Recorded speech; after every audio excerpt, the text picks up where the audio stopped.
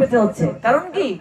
বাক্যের bag control করতে পারছি না। বাদশা বেগম, বাক্যের ব্যাগটাকে দমন করতে হবে। আজকে এই কুন্তী কিছু না বুঝেই একটা বাক্য ছেড়ে দিলেন। পঞ্চব্রাতা এসে বলছে, মা একটা জিনিস নিয়ে এসেছি।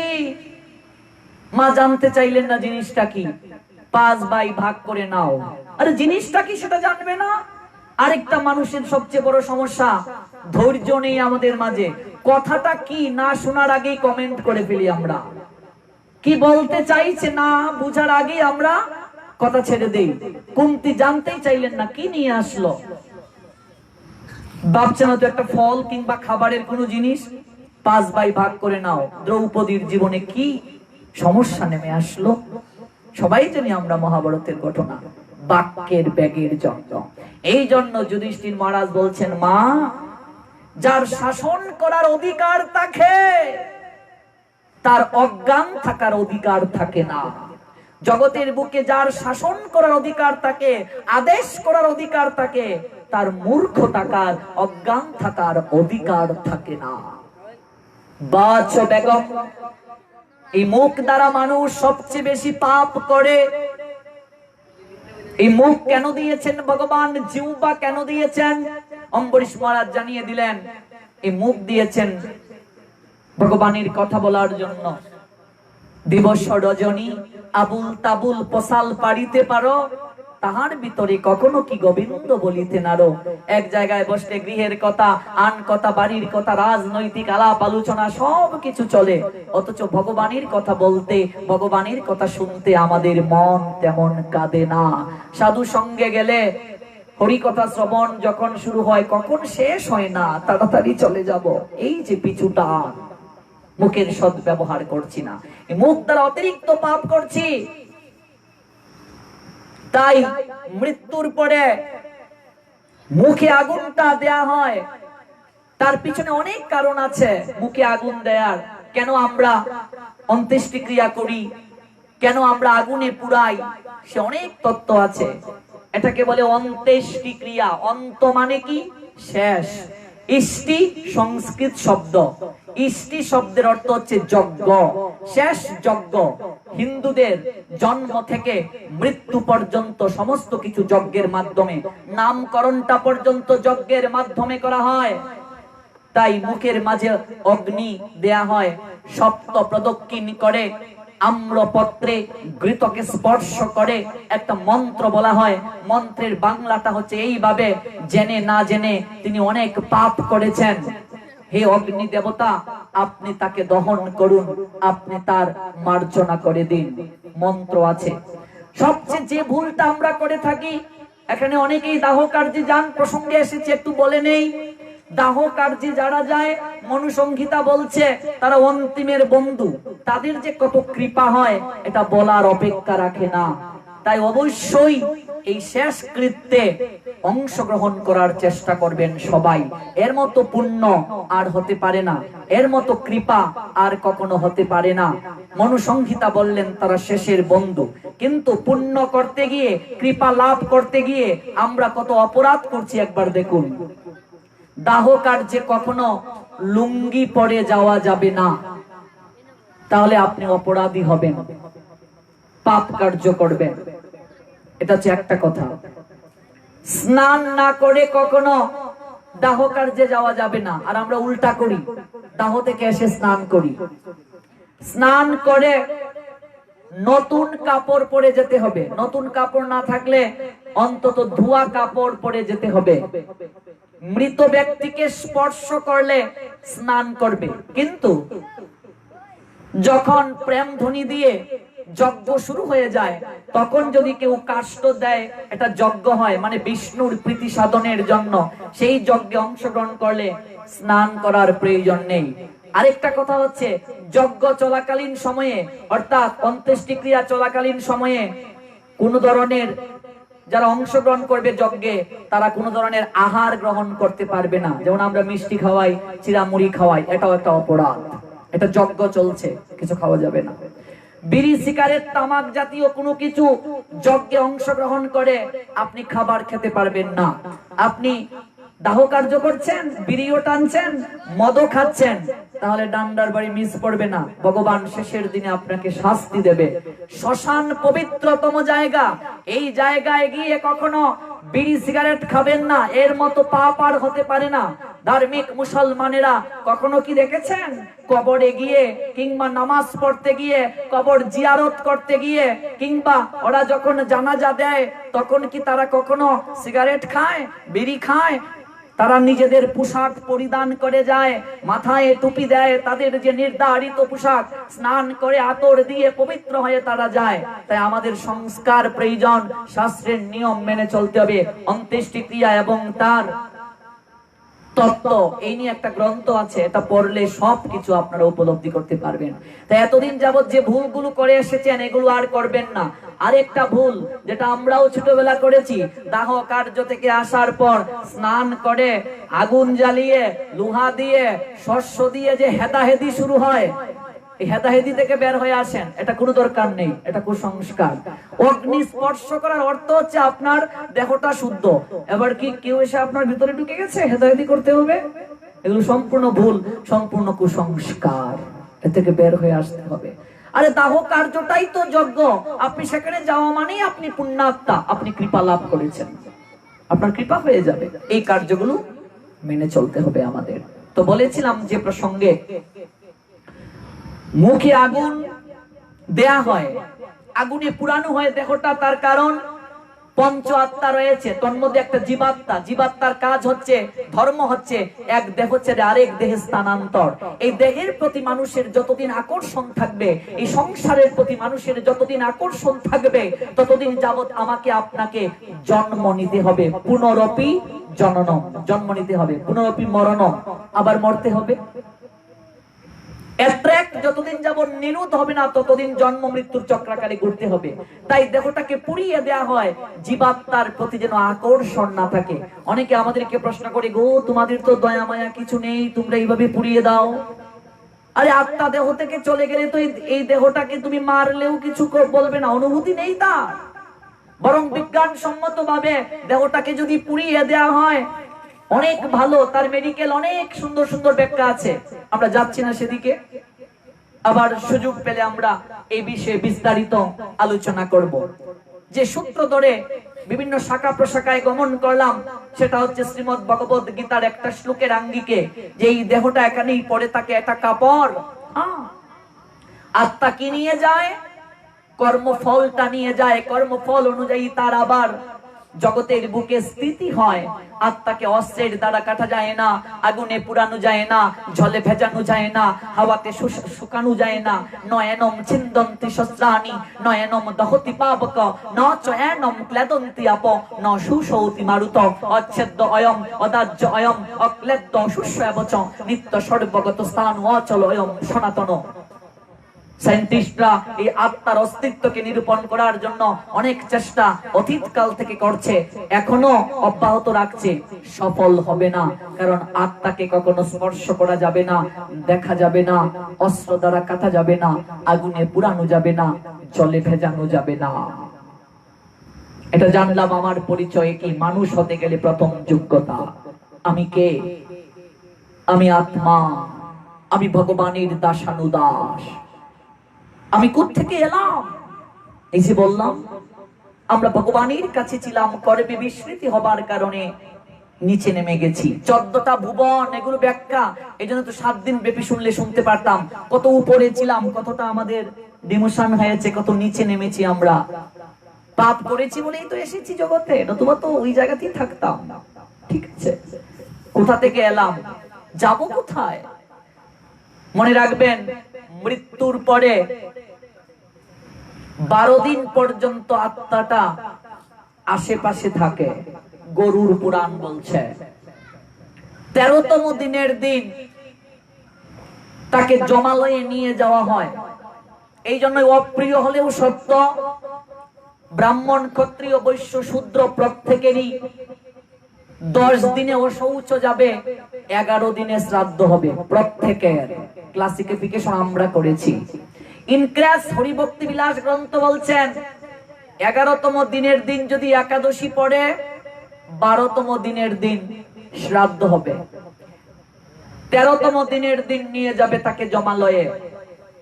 কারো ঘরে যদি বাচ্চা হয়, সমাজে একটা কুসংস্কার আছে, অনেকে বলে মরার চেয়ে জাতকটা অনেক বড়। মনুসংহিতা গ্রন্থ বলছে বাচ্চার মা ছাড়া আর কারো জাতক হয় না। তাহলে আমি শ্লোক সহ পৃষ্ঠা সহ দেখিয়ে দেব। এগুলো আমরা এতদিন যাবত শুনে শুনে না বুঝে বুঝে এগুলো করছি। 10 দিন যাবত প্রত্যেককেই সাত্বিক আহার মানে নিরামিষ খেতে হবে, ঠিক আছে, কিন্তু জাতকটা বাচ্চা এবং বাচ্চার মা আর কারো হবে না। বাকি সবাই সমস্ত কাজ করতে পারবে। জাতকে এমনকি মরণাও শৌচে অনেকেই ঠাকুর সেবা বন্ধ করে দেয়, এটা করা যাবে না, ঠাকুর সেবা চলবে। ভগবান আপনি যাকে গৃহে স্থাপন করেছেন, সেটা লক্ষ্মীর গতি হোক আর বিভিন্ন ভগবানের প্রতিচ্ছবি হোক, তিনি আপনার পরিবারের একজন সদস্য, গৃহের দেবতা। তিনি যদি আপনার পরিবারের সদস্য হন, জাতকে অশৌচে আপনি ঠাকুর সেবা বন্ধ করে দেন, আপনি জাতকে অশৌচে তো আপনি ঠিকই খাচ্ছেন, তাহলে ভগবানকে না খাইয়ে রাখছেন, তার খাবার দাবার লাগে না, তার ক্ষুধা তৃষ্ণা লাগে না? অনেকের গোষ্ঠী বড়, দেখবে ওরা জীবনে কোনো ভগবানের কাজই করতে পারে না, একটার পর একটা লেগেই থাকে। এ থেকে বের হয়ে আসুন। বাচ্চার মা ছাড়া আর কারো জাতক হয় না, এগুলো সম্পূর্ণ ভুল।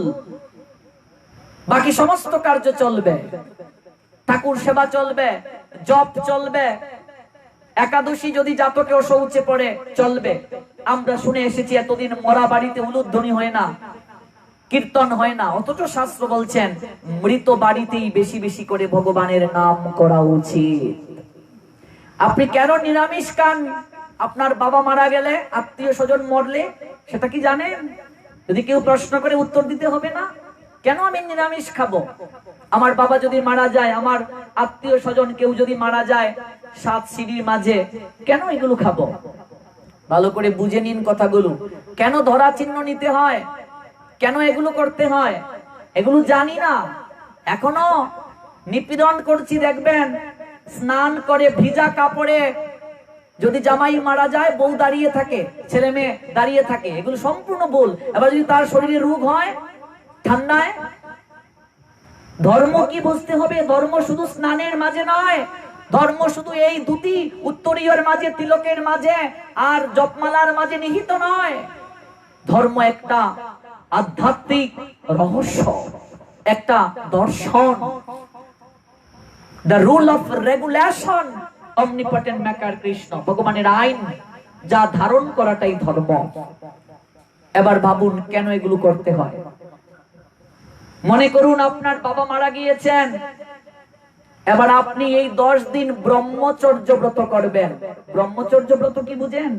শারীরিক দিক থেকেও আপনি সংযম থাকবেন, মানসিক দিক থেকেও সংযম থাকবেন। কেউ মারা গেলে শারীরিক দিক থেকেও সংযম থাকতে হবে প্রত্যেককে, মানসিক দিক থেকেও সংযম থাকতে হবে।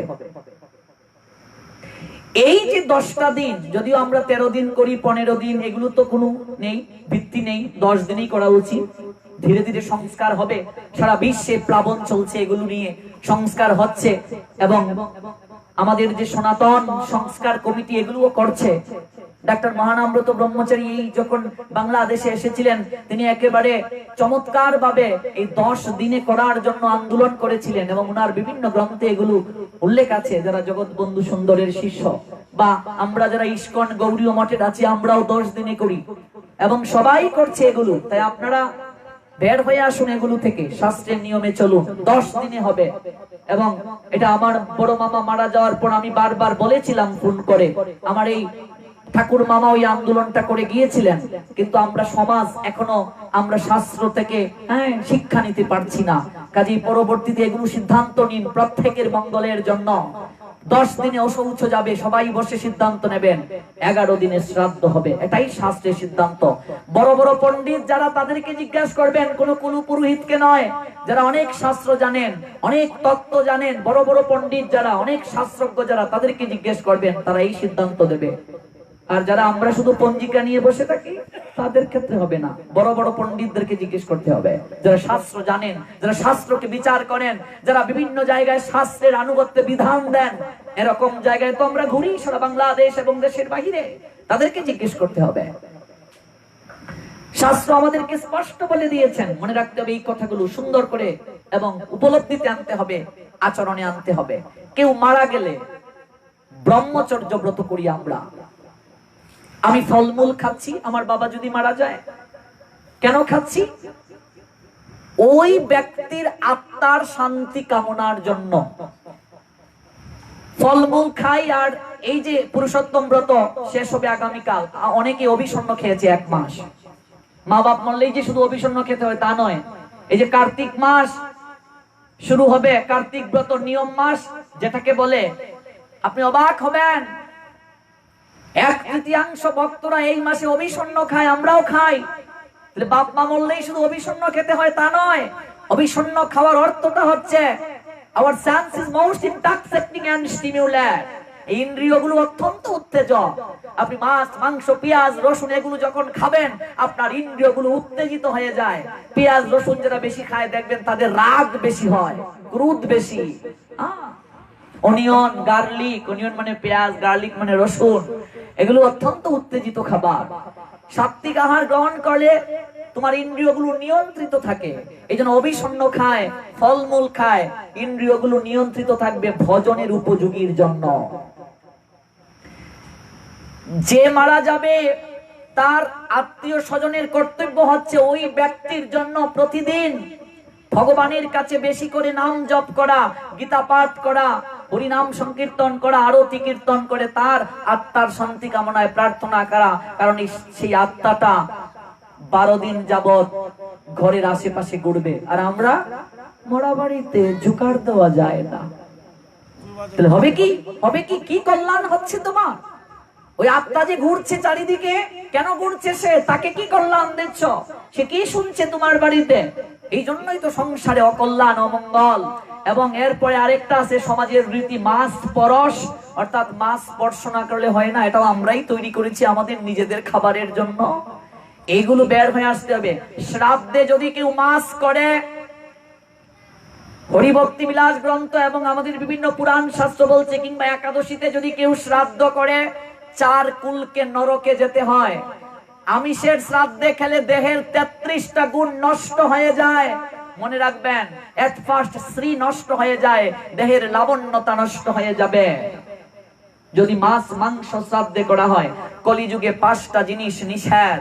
এগুলো যদি কেউ করে অনন্তকাল তাকে নরক বাস করতে হবে। প্রথম, অশ্বমেধ যজ্ঞ নিষেধ। দ্বিতীয়, গোমেধ যজ্ঞ নিষেধ। তৃতীয়, শ্রাদ্ধে মাছ মাংস নিষেধ। চতুর্থ, দেবরের দ্বারা সন্তান উৎপাদন নিষেধ। পঞ্চম, মায়াবাদ সন্ন্যাস নিষেধ। এই 5টা জিনিস কলিযুগের মানুষকে মেনে চলতে হবে, ব্রহ্ম বৈবর্ত পুরাণ বলছেন। শ্রাদ্ধে মাছ মাংস করা যাবে না। মাসের শ্রাদ্ধ করলে এই শ্রাদ্ধে যে গিয়ে খাবে তার দেহের 33টা গুণ নষ্ট হয়ে যাবে। শ্রাদ্ধ যে আয়োজন করবে, একাদশীতে শ্রাদ্ধ করলে হরিভক্তি বিলাস গ্রন্থ বলছেন, আয়োজনকারী ভক্ত যারা, আয়োজনকারী যারা, তাদের অকল্যাণ হবে। যারা অংশগ্রহণ করবে তাদের অকল্যাণ হবে। যে ঠাকুরদা শ্রাদ্ধ করাবে তার অকল্যাণ হবে। যার উদ্দেশ্যে শ্রাদ্ধ, সেই প্রেতস্ব আত্মা, প্রেতস্ব প্রেত মানে পরলোক, পরলোকগত প্রেতস্ব আত্মার অকল্যাণ হবে। তাই শাস্ত্র পড়ে সিদ্ধান্ত নিতে হবে এবং কুসংচেতনা থেকে বের হয়ে আসতে হবে। শ্রীবাসের একটাই সন্তান মরে গিয়েছিল,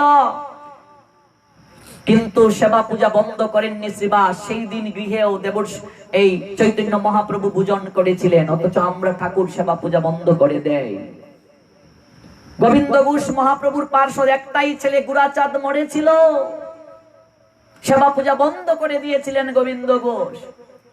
তার আরাধ্য বিগ্রহ গোপীনাথ স্বপ্নে দেখালেন, হেরে গোবিন্দ, ঘুমিয়ে গেছিস? না, ঘুমাইনি। একটা ছেলে মরে গেছে, পুত্র সুখে ঘুমাইনি, তুমি কেন ঘুমাওনি? ভগবান বলছেন, তার আরাধ্য কুলের দেবতা যাকে প্রতিষ্ঠিত করেছে গড়ে, গোবিন্দ, পেটে যদি কারো ক্ষুধা থাকে চোখে কি ঘুম আসে?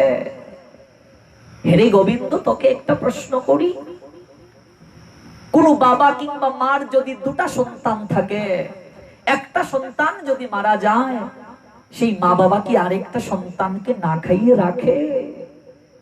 তুই না আমাকে সন্তান বলে তোর গৃহে প্রতিষ্ঠিত করেছিলে, তোর একটা সন্তান মরেছে বলে তুই আমাকে না খাইয়ে রাখছিস? আমি বুঝি তোর ছেলে না? আক্ষেপ করলেন গোবিন্দ, তুমি আমার ছেলে, আমি যদি মরি তুমি আমার শেষকৃত্য করবে, আমার তো কেউ নেই। আরেকটা কথা এখানে বলতে ভুলে গিয়েছিলাম, যার ছেলে আছে ছেলে মুখে আগুন দেবে, যার ছেলে নাই মেয়ে মুখে আগুন দেবে, যার সন্তান নাই সে যদি কৃষ্ণ ভক্ত হয়, ভগবান বলছেন তার মুখে আগুনও দরকার নাই, পিণ্ডও দরকার নাই, আমি তাকে উদ্ধার করিব। শাস্ত্র বলছেন আমি তাকে উদ্ধার করব।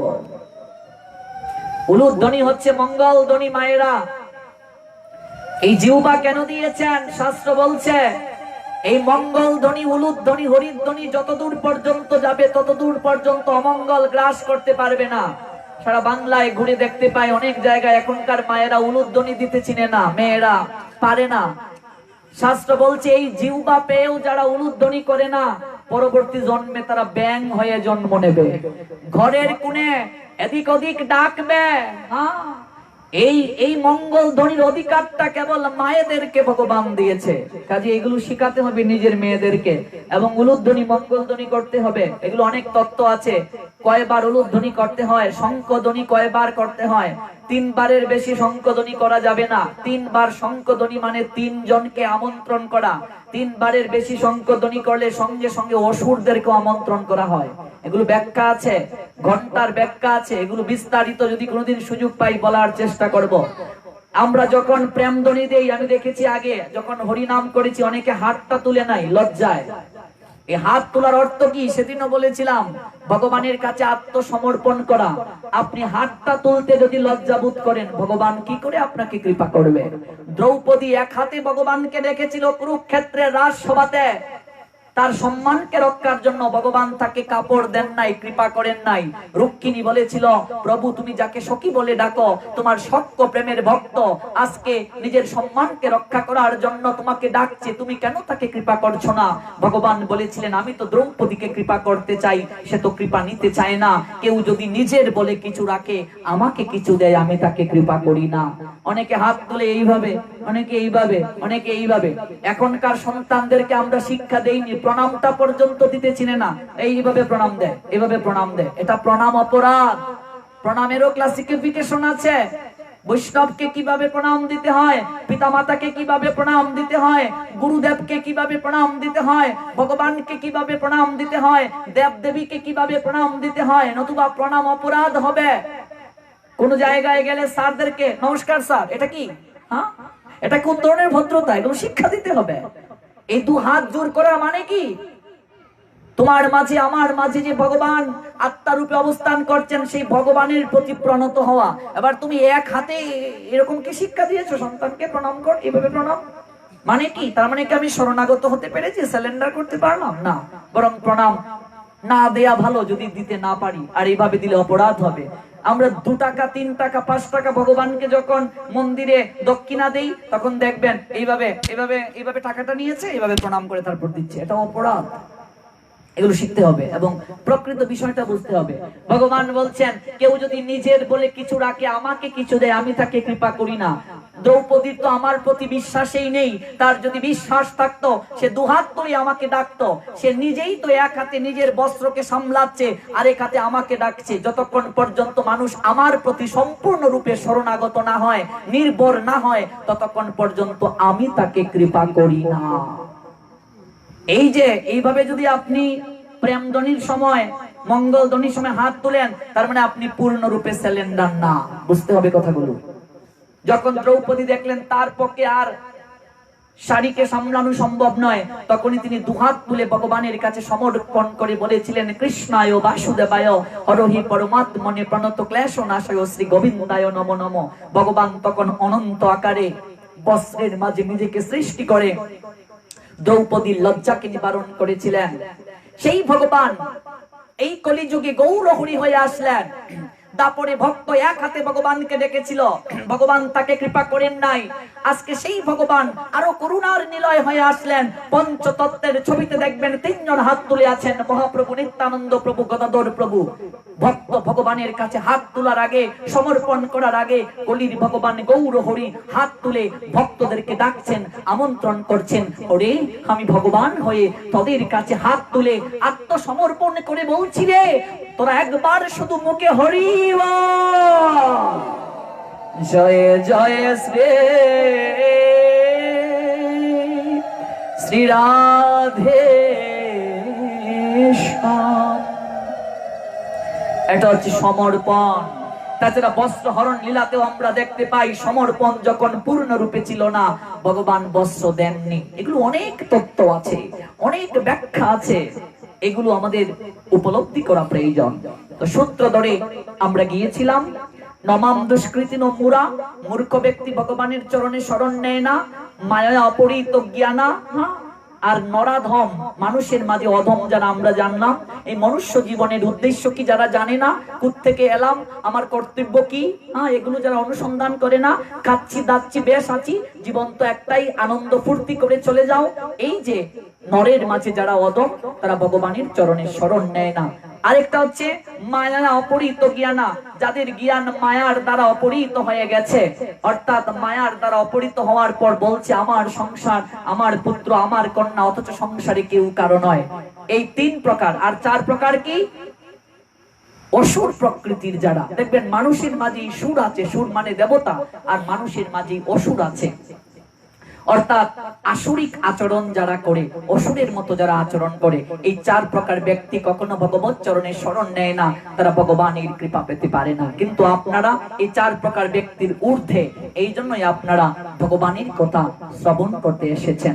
একটা বিশেষ কারণে, একটা বিশেষ অনুষ্ঠানকে উপলক্ষ করে, আর সেই অনুষ্ঠানটাই হচ্ছে, আপনারা সবাই আছেন এই বংশেরই অন্যতম একজন শ্রী নারায়ণ চন্দ্র সরকার, যিনি আমার পরম শ্রদ্ধাভাজন মাতুল। তিনি দেহ রেখে উনার নিজ গন্তব্যে চলে গিয়েছিলেন অনেক পূর্বে। উনার উদ্দেশ্যে গয়া ধামে পিণ্ডদান করা হয়েছে। তারপর হচ্ছে অক্ষয় বট, যেখানে সীতা দেবী সাক্ষী রেখেছিলেন, সেই অক্ষয় বটেও পিণ্ডদান এবং কার্য করা হয়েছে। ফলগুনি নদীতেও কার্য করা হয়েছে, এবং প্রেত শিলা, এই চার জায়গাতে আমি কাজ করে এসেছি। অনেকে শুধু গয়া ধামেই করে, আমি চার জায়গাতে কাজ করে এসেছিলাম। এবং সেই পিণ্ডের স্বীকৃতিতে শাস্ত্র বলছেন একটি বৈষ্ণব সেবা দিতে হয়। সেই বৈষ্ণব সেবা আজ হয়েছে। আপনারা আজ এই মুহূর্তে কৃষ্ণ কথা অমৃত, এটাও একটা প্রসাদ, আত্মার খাবার। আমরা প্রতিদিন যে খাবার গ্রহণ করি, এই খাবারটাকে দেহের খাবার বলছে, আর এখন যে খাবারটা গ্রহণ করছি এটা আত্মার খাবার। এই আত্মার খাবার আমরা আজ গ্রহণ করার সুযোগ পেয়েছি। ভগবানের কথা দ্বারা ভগবানের চরণে অঞ্জলি দিচ্ছি। কেন? ভগবান যদি সন্তুষ্ট হন, তার সৃষ্টি ভগবত চরণে লাভ করার, আশ্রয় করার সুযোগ পাবে। আপনারা সবাই ভক্ত বৈষ্ণব ও দূর দূরান্ত থেকে এসেছেন, আপনারা সবাই কৃপা আশীর্বাদ করবেন, যার উদ্দেশ্যে আজকের এই হরিকথার আসর, তিনি যেন সমস্ত বন্ধন থেকে মুক্ত হয়ে ভগবান শ্রী রাধা মাধবীর চরণ লাভ করতে পারেন। শাস্ত্র আমাদেরকে বলছেন, এই জগতের বুকে সন্তানের বা আত্মীয় স্বজনের উদ্ধারের জন্য তিনটা কার্য প্রয়োজন। এবার মূল প্রসঙ্গ শুনুন, যদিও একটু দেরি হবে। আপনারা তো অনেক সময়ই খাবার গ্রহণ করেন বাড়িতে গিয়ে, কিংবা ঘুমান অনেকটা দেরিতে। আজ না হয় একটু দেরি করেই গেলেন। আমরা অল্প সময় আজকের যে নির্ধারিত বিষয় সেটার উপর আমরা শুনবো। এতক্ষণ বিভিন্ন আনুষঙ্গিক বিষয়গুলোকে বললাম, সমাজ ব্যবস্থার কথা বললাম, সংস্কারের কথা বললাম, এবং ভূমিকার কথা বললাম। এবার মূল প্রসঙ্গের কথাটা শুনবো। শাস্ত্র বললেন উদ্ধারের জন্য তিনটা কার্য সন্তানের প্রয়োজন করতে হবে। প্রথম, নাম সংকীর্তন। সংকীর্তন যজ্ঞ দিতে হবে যদি পিতামাতা মারা যায়, সমর্থ হলে। এবার নাম সংকীর্তনের তো সবার সমর্থ নাই, আর যদিও সংকীর্তন এখন অনেকটাই তামসিকতা রাজসিকতায় ভরে গেছে, আমরা সেদিকে ব্যাখ্যা করতে যাচ্ছি না। বাঁশিতে যেভাবে সুর দেয়া হয় আধুনিক গানের, এবং যেভাবে মহাপ্রভুর আদর্শ থেকে সরে গিয়ে কীর্তনগুলো হচ্ছে, এটা দুঃখজনক। শুদ্ধভাবে নাম সংকীর্তন যজ্ঞ সন্তানের কর্তব্য। যদি না পারে পরে মহাপ্রভু কি বিধান দিয়েছেন সেটাও শুনবো। দ্বিতীয় কার্য, গয়াতে পিণ্ড দান করতে হবে, সন্তানের কর্তব্য সেটা, আত্মীয় স্বজনের কর্তব্য সেটা। 3 নম্বর, বৈষ্ণব সেবার মাধ্যমে ভাগবতী ও যজ্ঞের আয়োজন করতে হবে, যেটা আমরা আজ করছি। এবং সন্তানের যদি সামর্থ্য থাকে পিতামাতাকে তীর্থ দর্শন করাতে হবে, এটা সন্তানের দায়িত্বের মাঝে পড়ে। যদি সামর্থ্য থাকে, টাকা পয়সা থাকে, পিতামাতাকে তীর্থ দর্শন করাতে হবে, এটা সন্তানের দায়িত্বের মাঝে পড়ে, কর্তব্যের মাঝে পড়ে। নতুবা সেই সন্তান পিতামাতার কাছে দায় থাকবে, এটা করানো উচিত যদি সামর্থ্য থাকে। এবার এই 3টা কার্যই যদি কারো করার সামর্থ্য না থাকে, তার কার্য কি? সংকীর্তন যজ্ঞ দেওয়ার সামর্থ্য নাই, গয়াতে পিণ্ড দেওয়ার সামর্থ্য নাই, সে কি করবে? চৈতন্য মহাপ্রভু শিক্ষা দিলেন। মহাপ্রভুর বাবার নাম জগন্নাথ মিশ্র। জগন্নাথ মিশ্রের বাবার নাম কি? উপেন্দ্র মিশ্র। উপেন্দ্র মিশ্রের বাবার নাম কি? মধু মিশ্র। মধু মিশ্রের পূর্বপুরুষদের নিবাস ছিল আমাদের বাংলাদেশের সিলেট বিভাগের, বর্তমানে সিলেট জেলার ওসমানীনগর উপজেলার বড়গঙ্গা, এটাকে আঞ্চলিক ভাষায় আমরা বলি বুরুঙ্গা, গ্রন্থে আছে বড়গঙ্গা। ওই বড়গঙ্গা থেকে পরবর্তীতে মধু মিশ্রের পূর্বপুরুষেরা বর্তমানে বাংলাদেশের সিলেট জেলার গোলাপগঞ্জ উপজেলার ঢাকা দক্ষিণে গিয়ে বসতি স্থাপন করেন। আপনারা সবাই চৈতন্য মহাপ্রভুর আবির্ভাব লীলা জানেন। ঠাকুমাকে কথা দিয়ে গিয়েছিলেন, ঠাকুমা সুবা দেবী কথা দিয়ে গিয়েছিলেন তার পুত্র জগন্নাথ মিশ্র এবং বৌমা সচী মাতা, যে পেটের মাঝে, গর্ভের মাঝে যে সন্তানটা, সেই সন্তানটা একবার যেন তাকে এসে দেখা দেয়। সুবা দেবী অর্থাৎ জগন্নাথ মিশ্রের মা অত্যন্ত সুশীলা, পতিব্রতা এবং শাস্ত্রে নিপুণা ছিলেন। মহাপ্রভুর মামার বাড়ি, সচী মায়ের বাবার বাড়িও আমাদের বাংলাদেশের সিলেট বিভাগের হবিগঞ্জ জেলার মিরপুর। মনে রাখবেন, মহাপ্রভু 4টা জায়গায় সব সময় বিরাজ করেন। মহাপ্রভু 4টা জায়গাকে বেশি প্রাধান্য দিয়েছেন। 1, শ্রীবাস আঙ্গিনা। মহাপ্রভু শ্রীবাস আঙ্গিনা ছেড়ে কোথাও যান না। এগুলো কীর্তন হলে আমরা বিস্তারিত ব্যাখ্যা শুনতাম শ্রীবাস আঙ্গিনার, কিভাবে সৃষ্টি হলো, মহাপ্রভু কি আশীর্বাদ দিলেন। দ্বিতীয়, মহাপ্রভু সবচেয়ে প্রায়োরিটি দিয়েছেন মামার বাড়িকে। এই জন্য দেখবেন মামার বাড়ি সন্তানের সবচেয়ে গুরুত্বপূর্ণ। বিবাহে, বিভিন্ন কার্যে মাতুল কোথায়, শিকড় কোথায় জিজ্ঞেস করা হয়। মহাপ্রভু মামার বাড়িকে খুব গুরুত্ব দিয়েছেন। মহাপ্রভু বলছেন, আমি আমার মামার বাড়ি ছেড়ে কোন জায়গায় যাব না, নিত্য বিরাজ করব। সচী মায়ের আঙ্গিনাতে মহাপ্রভু সব সময় বিরাজ করেন। এই জন্য ভাগ্না ভাগ্নির সবচেয়ে অধিকার থাকে মামার বাড়িতে। শাস্ত্র অনেক অধিকার দিয়েছেন। সচী মায়ের আঙ্গিনা।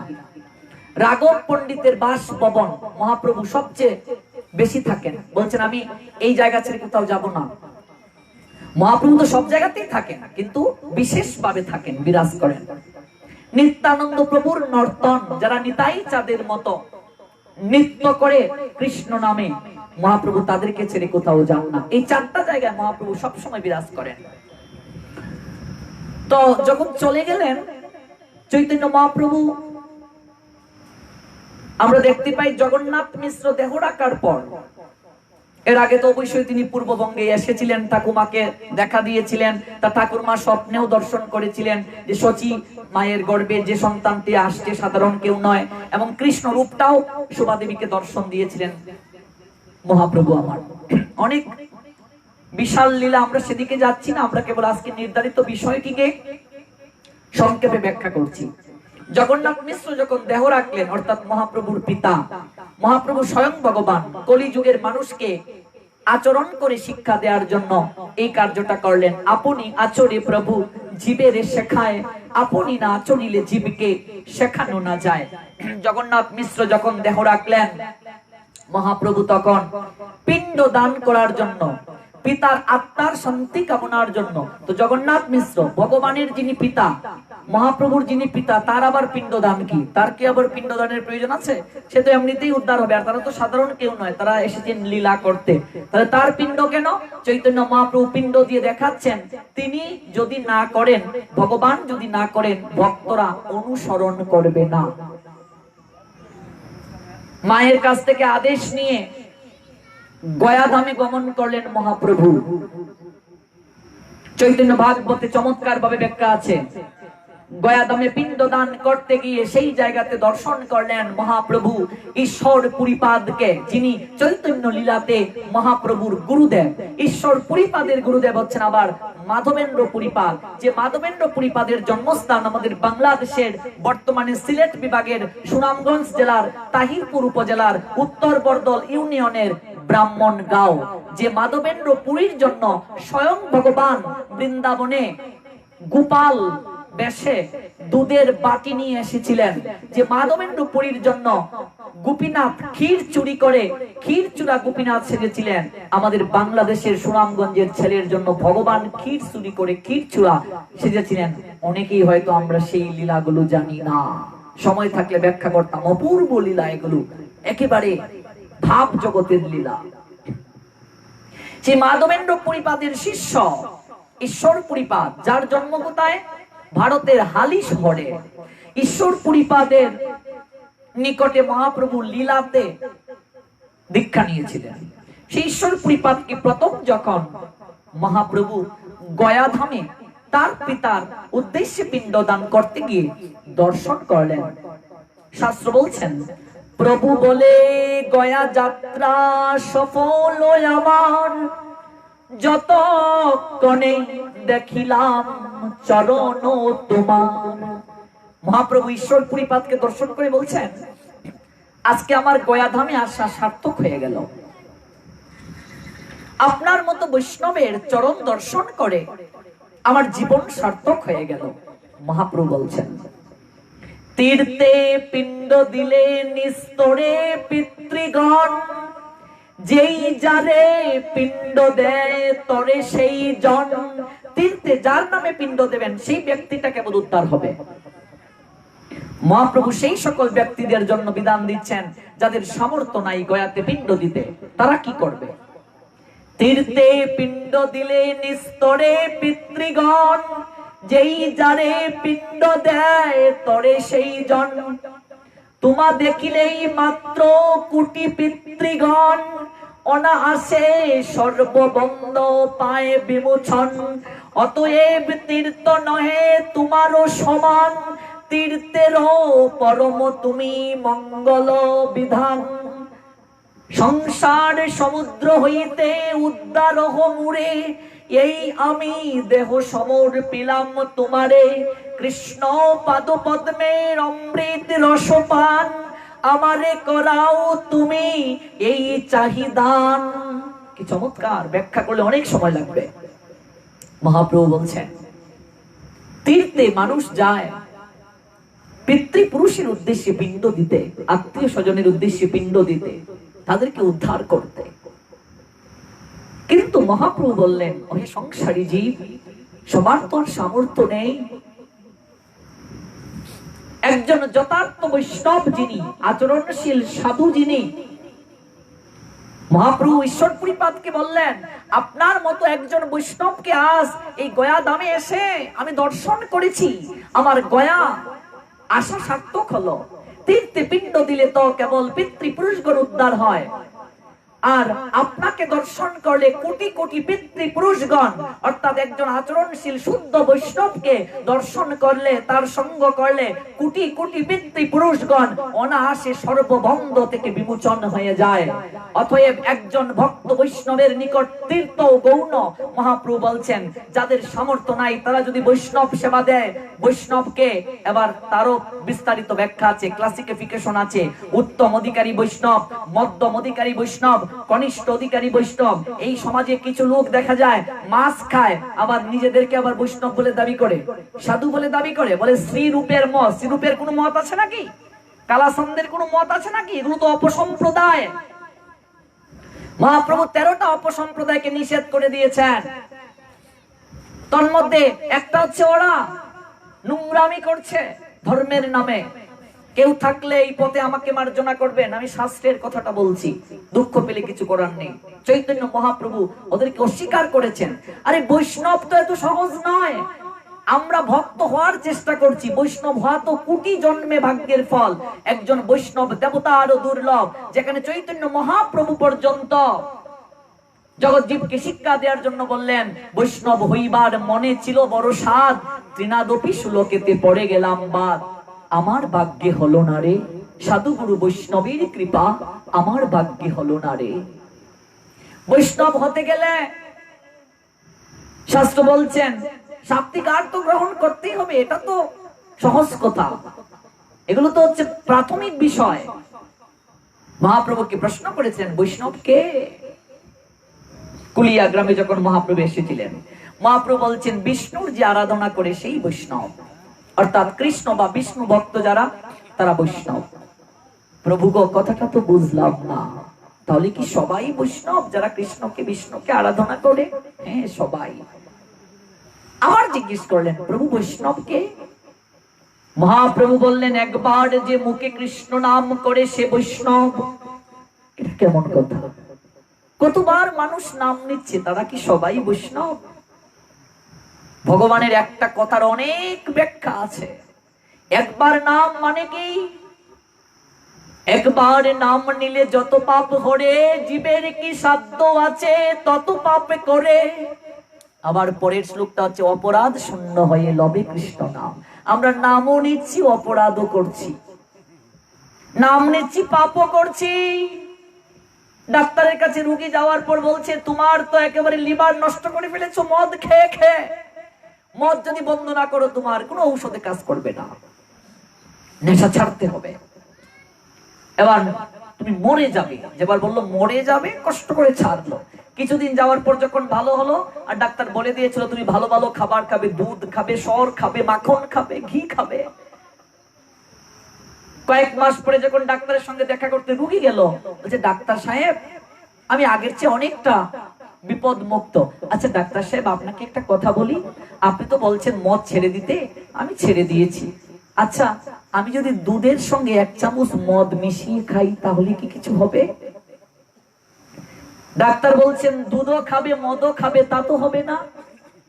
একবার নাম নিলে যত পাপ করে, জীবের কি সাধ্য আছে তত পাপ করে। আমরা নাম নিচ্ছি, এটা দুধ, পাশাপাশি মদও খাচ্ছি, মানে কি অপরাধ করছি। অপরাধটা কি?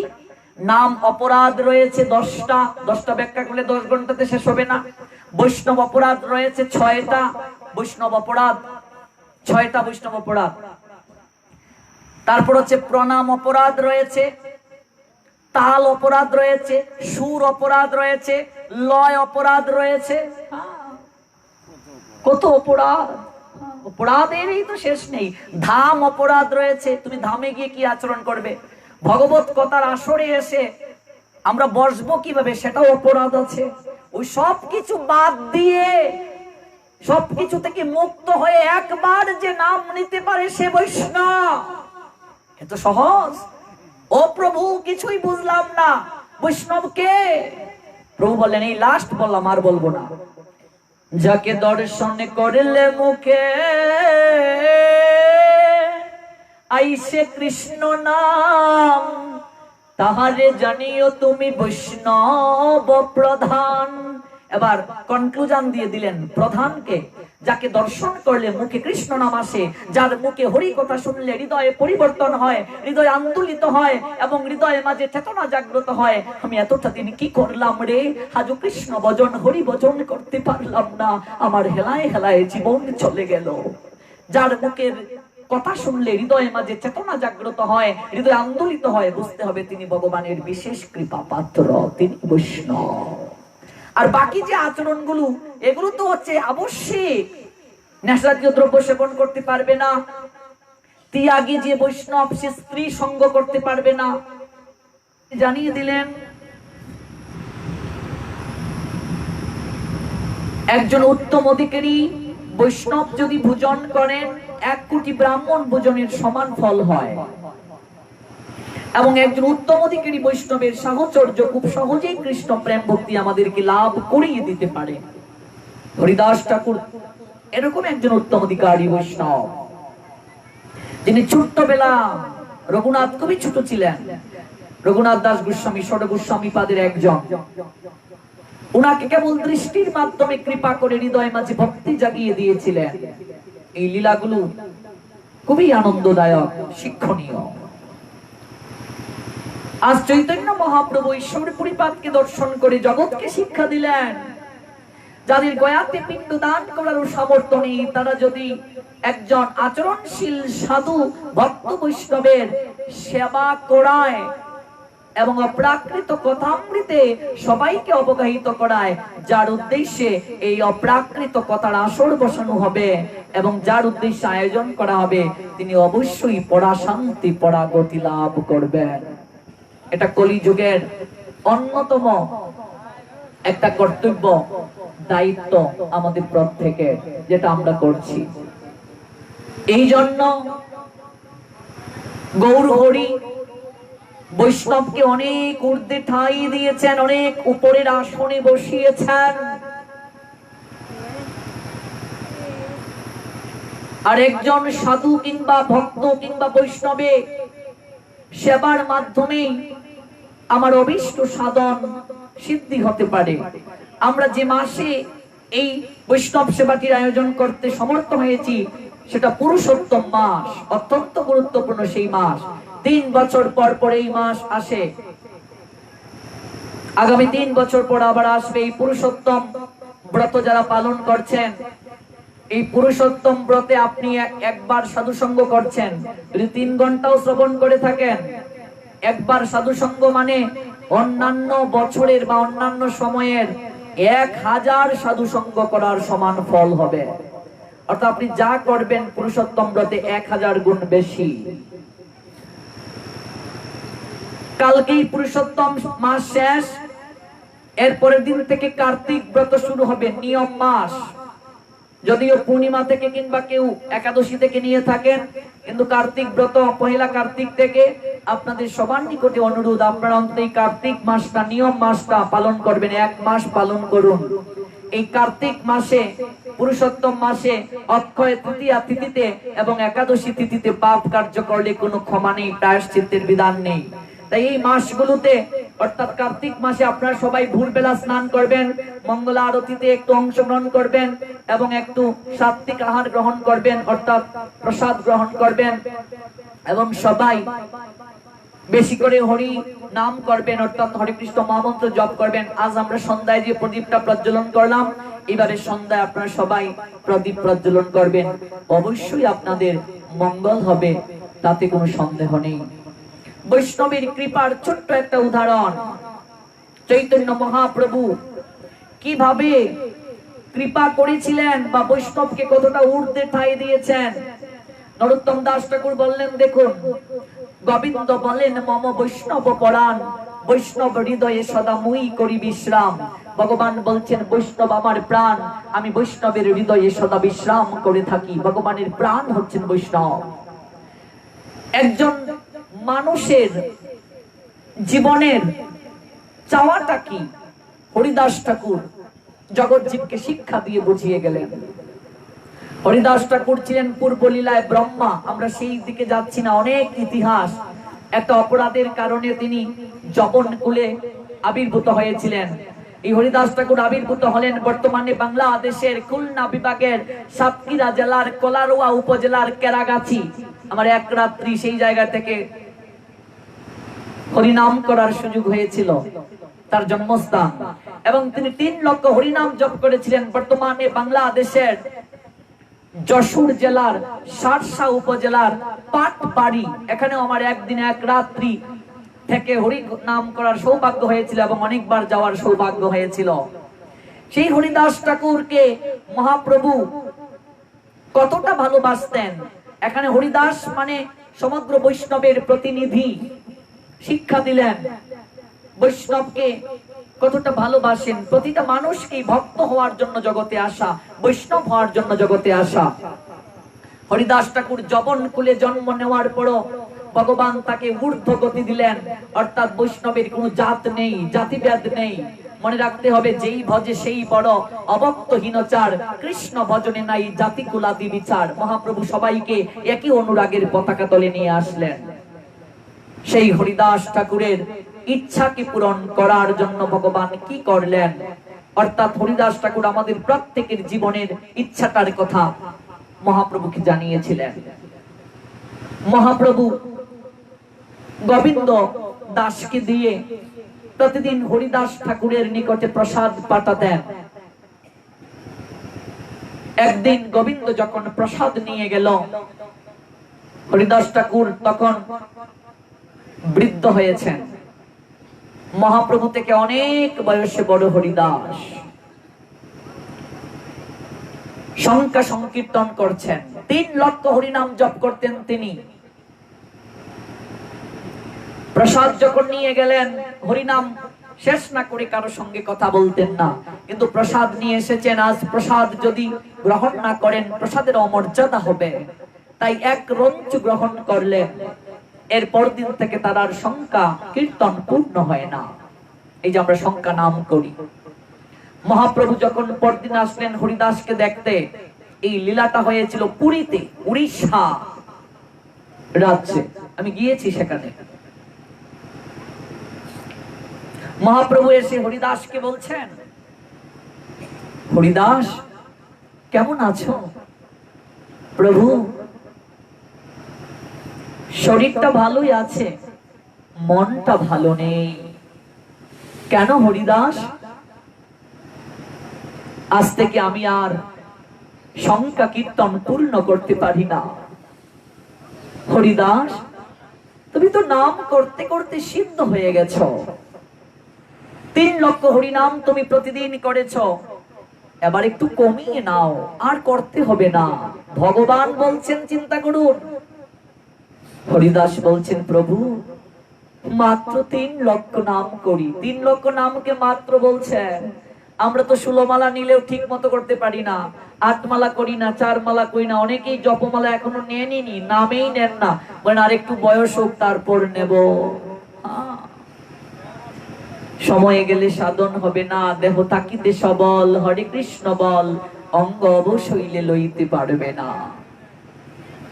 প্রভু আমি ম্লেচ্ছ অস্পৃশ্য, নিম্নকুলে আমার জন্ম, তুমি কৃপা করে আমাকে বৈকুণ্ঠে চড়িয়েছ। বিপ্রের শ্রাদ্ধ বাসরে শ্রেষ্ঠ বৈষ্ণবের থালাটা তুমি আমাকে দিয়েছো, যদিও আমার কোনো যোগ্যতা নেই। আমার জন্য তুমি কত কিছু করেছো প্রভু। আরেকটা অনুরোধ তোমার কাছে আমার আছে, তুমি যদি কৃপা করে আমার অনুরোধটি রাখো। হরিদাস বলো তোমার অনুরোধটা কি? প্রভু গো, মন বলছে তুমি অচিরেই লীলা সংবরণ করে চলে যাবে। সেই লীলা প্রভু মোরে কবু না দেখাইবা, আপনার আগে মোর শরীর পারিবা।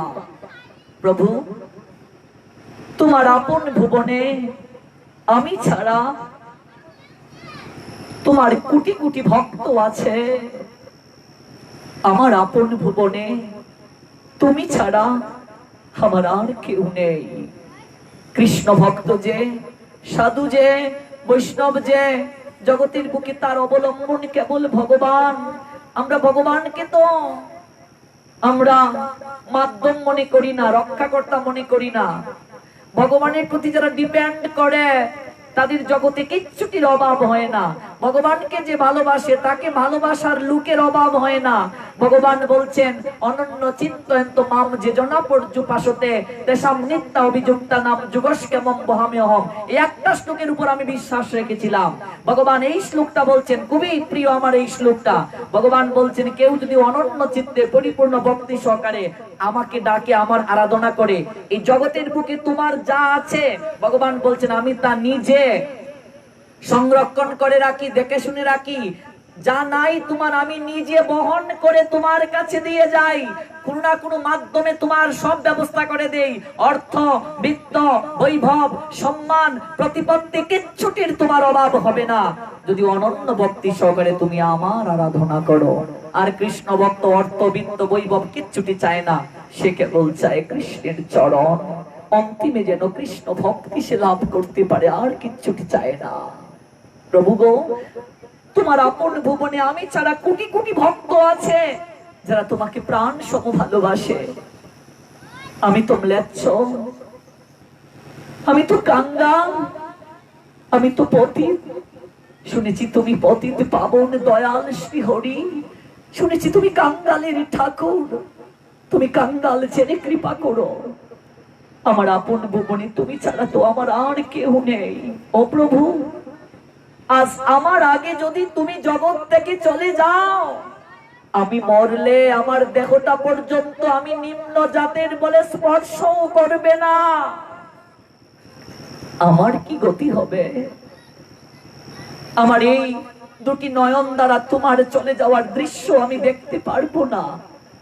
প্রভু, আমার ইচ্ছে কি জানো? নয়নে দেখিব তোমার চন্দ্রবদন। অন্তত আমার শেষ কালে এই দুটি চোখ দ্বারা তোমার চাঁদ বদনটাকে আমি দর্শন করতে যেন পারি। বক্ষে রাখিব তোমার কোমল চরণ। তোমার দুটি কোমল চরণ যেন আমার এই বক্ষের মাঝে স্থাপন করতে পারি। জিহ্বায় উচ্চারিব তোমার শ্রীকৃষ্ণ চৈতন্য নাম। এই মতো মূঢ় ইচ্ছা ছাড়িব পরাণ।